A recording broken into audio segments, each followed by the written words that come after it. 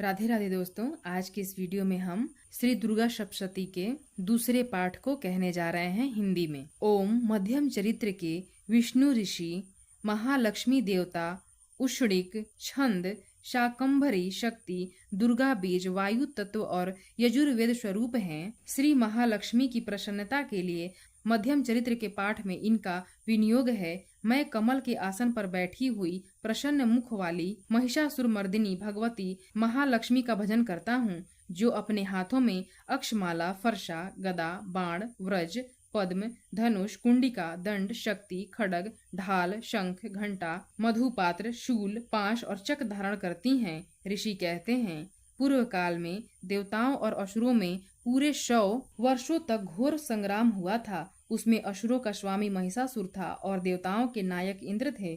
उस युद्ध में देवताओं की सेना महाबली असुरों से परास्त हो गई। संपूर्ण देवताओं को जीतकर महिषासुर इंद्र बन बैठा। तब पराजित देवता प्रजापति ब्रह्मा जी को आगे करके उस स्थान पर गए जहां भगवान शंकर और विष्णु विराजमान थे।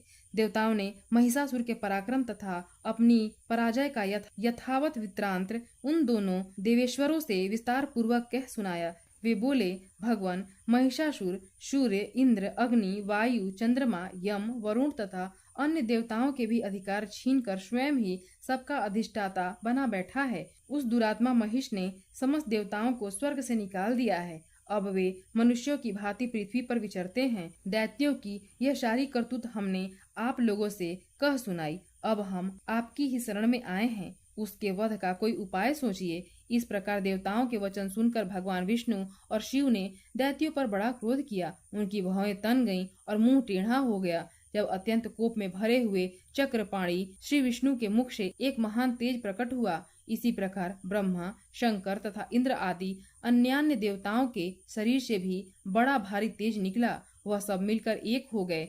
महान तेज का एक पुंज जाज्वल्यमान पर्वत सा जान पड़ा। देवताओं ने देखा, वहां उसकी ज्वालाएं संपूर्ण दिशाओं में व्याप्त हो रही थीं। संपूर्ण देवताओं के शरीर से प्रकट हुए उस तेज की कहीं तुलना नहीं थी। एकत्रित होने पर वह एक नारी के रूप में परिणत हो गया और अपने प्रकाश से तीनों लोकों में व्याप्त जान पड़ा। भगवान शंकर का जो तेज था, उससे उस देवी का मुख प्रकट हुआ। यमराज के तेज से उसके सिर में बाल निकल आए। श्री विष्णु भगवान के तेज से उसकी भुजाएं उत्पन्न हुईं।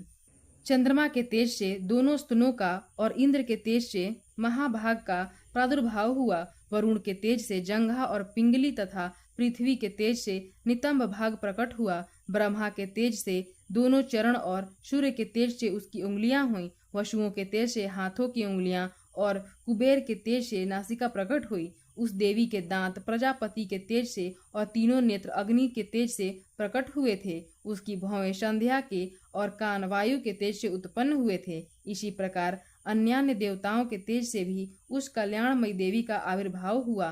तदंतर समस्त देवताओं के तेज पुंज से प्रकट हुई देवी को देखकर महिषासुर के सताए हुए देवता बहुत प्रसन्न हुए।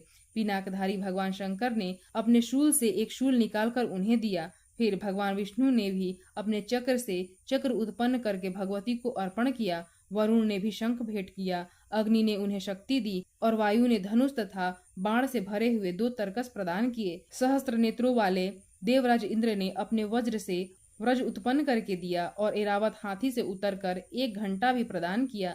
यमराज ने काल दंड से दंड, वरुण ने पाश, प्रजापति ने स्फटिक काक्ष की माला तथा ब्रह्मा जी ने कमंडलू भेंट किया। सूर्य ने देवी के समस्त रोमकूपों में अपनी किरणों का तेज भर दिया। काल ने उन्हें चमकती हुई ढाल और तलवार दी। क्षीर समुद्र ने उज्जवल हार तथा कभी जीर्ण न होने वाले 2 दिव्य वस्त्र भेंट किए। साथ ही उन्होंने दिव्य चूड़ामणि, 2 कुंडल, कड़े उज्ज्वल अर्धचंद्र, सब बहुओं केयूर, दोनों चरणों के लिए निर्मल नुपुर, गले की सुंदर हंसली और सब अंगुलियों में पहनने के लिए रत्नों की बनी अंगूठियां भी दी। विश्वकर्मा ने उन्हें अत्यंत निर्मल फरसा भेंट किया। साथ ही अनेक प्रकार के अस्त्र और अमेध कवच दिए। इनके सिवा मस्तक और वक्ष स्थल पर धारण करने के लिए कभी न कुम्हलाने वाले कमलों की मालाएं दी। जल्द ही ने उन्हें सुंदर कमल का फूल भेंट किया। हिमालय ने सवारी के लिए सिंह तथा भांति भांति के रत्न समर्पित किए। धनाध्यक्ष कुबेर ने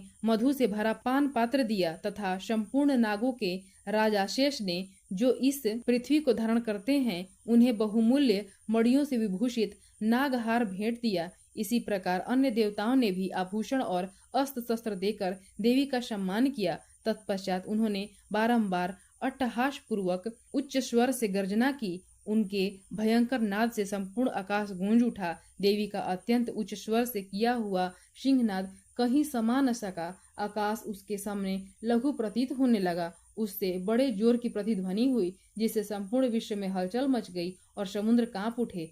पृथ्वी डोलने लगी और समस्त पर्वत हिलने लगे। उस समय देवताओं ने अत्यंत प्रसन्नता के साथ सिंह वाहिनी भवानी से कहा, देवी तुम्हारी जय हो। साथ ही महर्षियों ने भक्ति भाव से विनम्र होकर उनका स्तवन किया। संपूर्ण त्रिलोकी को क्षोभग्रस्त देखकर दैत्यगण अपनी समस्त सेना को कवच आदि से सुसज्जित कर हाथों में हथियार ले सहसा उठकर खड़े हो गए। उस समय महिषासुर ने बड़े क्रोध में आकर कहा, आह यह क्या हो रहा है। फिर वह संपूर्ण असुरों से घिरकर उस सिंह नाद की ओर लक्ष्य करके दौड़ा और आगे पहुंचकर उसने देवी को देखा, जो अपनी प्रभा से तीनों लोकों को प्रकाशित कर रही थी। उनके चरणों के भार से पृथ्वी दबी जा रही थी, माथे के मुकुट से आकाश में रेखा से खींच रही थी तथा वे अपने धनुष की टंकार से सातों पातालों को क्षुब्ध किए देती थीं। देवी अपनी हजारों भुजाओं से संपूर्ण दिशाओं को आच्छादित करके खड़ी थीं। तदंतर उनके साथ दैत्यों का युद्ध छिड़ गया। नाना प्रकार के अस्त्र शस्त्रों के प्रहार से संपूर्ण दिशाएं उद्भासित होने लगीं। चिक्षुर नामक महान असुर महिषासुर का सेना नायक था। वह देवी के साथ युद्ध करने लगा। अन्य दैत्यों की चतुरंगड़ी सेना साथ लेकर चामर भी लड़ने लगा। 60,000 रथियों के साथ आकर उदग्र नामक महादैत्य लोहा लिया। 1 करोड़ रथियों को साथ लेकर महाहनु नामक दैत्य युद्ध करने लगा, जिसके रोए तलवार के समान तीखे थे। वह अशीलोमा नामक महादैत्य 5 करोड़ रथी सैनिकों सहित युद्ध में आ डटा। 60 लाख रथियों से घिरा हुआ बास्कल नामक दैत्य भी उस युद्ध भूमि में लड़ने लगे। परिवारित नामक राक्षस हाथी सवार और घुड़सवारों के अनेक दलों तथा 1 करोड़ रथियों की सेना लेकर युद्ध करने लगा। बिडाल नामक दैत्य 5 अरब रथियों से घिरकर लोहा लेने लगा। इसके अतिरिक्त और भी हजारों महादैत्य रथ, हाथी और घोड़ों की सेना साथ लेकर वहां देवी के साथ युद्ध करने लगे। स्वयं महिषासुर उस रणभूमि में कोटि कोटि सहस्त्र रथ, हाथी और घोड़ों की सेना से घिरा हुआ खड़ा हुआ। वे दैत्य देवी के साथ तोमर, भिंदीपाल, शक्ति, मूसल, खड्ग, परशु और पट्टिश आदि अस्त्र शास्त्रों का प्रहार करते हुए युद्ध कर रहे थे। कुछ दैत्यों ने उन पर शक्ति का प्रहार किया, कुछ लोगों ने पाश फेंके तथा कुछ दूसरे दैत्यों ने खड्ग प्रहार करके देवी को मार डालने का उद्योग किया। देवी ने भी क्रोध में भरकर खेल खेल में ही अपने अस्त्र शस्त्रों की वर्षा करके दैत्यों के समस्त अस्त्र शस्त्र काट डाले। उनके मुख पर परिश्रम का, थकावट का रंच मात्र भी चिन्हित नहीं था। देवता और ऋषि उनकी स्तुति करते थे और वे भगवती परमेश्वरी दैत्यों के शरीरों पर अस्त्र शस्त्रों की वर्षा करती रहीं। देवी का वाहन सिंह भी क्रोध में भरकर गर्दन के बालों को हिलाता हुआ असुरों की सेना में इस प्रकार विचरने लगा, मानो वनों में दावानल फैल रहा हो। रणभूमि में दैत्यों के साथ युद्ध करती हुई अंबिका देवी ने जितने निश्वास छोड़े थे, वे सभी तत्काल सैकड़ों हजारों गणों के रूप में प्रकट हो गए और परशु, भिंदीपाल, खड्ग तथा पट्टिश आदि अस्त्रों द्वारा असुरों का सामना करने लगे। देवी की शक्ति से बढ़े हुए वे गण असुरों का नाश करते हुए नगाड़ा और शंख आदि बाजे बजाने लगे। उस संग्राम महोत्सव में कितने ही गण मृदंग बजा रहे थे। तदंतर देवी ने त्रिशूल से, गदा से, शक्ति की वर्षा से और खड्ग आदि से सैकड़ों महादैत्यों का संहार कर डाला। कितनों को घंटे के भयंकर नाद से मूर्छित करके मार गिराया। बहुतेरे दैत्यों को पांश से बांधकर धरती पर घसीटा। कितने ही दैत्य उनकी तीखी तलवार की मार से 2-2 टुकड़े हो गए। कितने ही गदा की चोट से घायल हो धरती पर सो गए। कितने ही मूसल की मार से अत्यंत आहत होकर रक्त वमन करने लगे। कुछ दैत्य शूल से छाती फट जाने के कारण पृथ्वी पर ढेर हो गए। उस रणांगण में वाण समूहों की वृष्टि से कितने ही असुरों की कमर टूट गई। बाज की तरह झपटने वाले देव पीड़क दैत्यगण अपने प्राणों से हाथ धोने लगे। किन्हीं की बाहें छिन्न भिन्न हो गईं, कितनों की गर्दनें कट गईं। कितने ही दैत्यों के मस्तक कट कट कर गिरने लगे। कुछ लोगों के शरीर मध्य भाग में ही विदीर्ण हो गए। कितने ही महादैत्य जांघें कट जाने से पृथ्वी पर गिर पड़े। कितनों को देवी ने 1 बाह, 1 पैर और 1 नेत्र वाले करके 2 टुकड़ों में चीर डाला। कितने ही दैत्य मस्तक कट जाने पर भी गिरकर फिर उठ जाते और केवल धड़ के रूप में अच्छे अच्छे हथियार हाथ में ले देवी के साथ युद्ध करने लगते थे। दूसरे कबंध युद्ध के बीजों की लय पर नाचते थे। कितने ही बिना सिर के धड़ हाथों में खड्ग शक्ति और रिष्टि लिए दौड़ते थे तथा दूसरे दूसरे महादैत्य ठहरो ठहरो यह कहते हुए देवी को युद्ध के लिए ललकारते थे। जहाँ वह घोर संग्राम हुआ था वहाँ की धरती देवी के गिराए हुए रथ, हाथी, घोड़े और असुरों की लाशों से ऐसी पट गई थी कि वहाँ चलना फिरना असंभव हो गया था।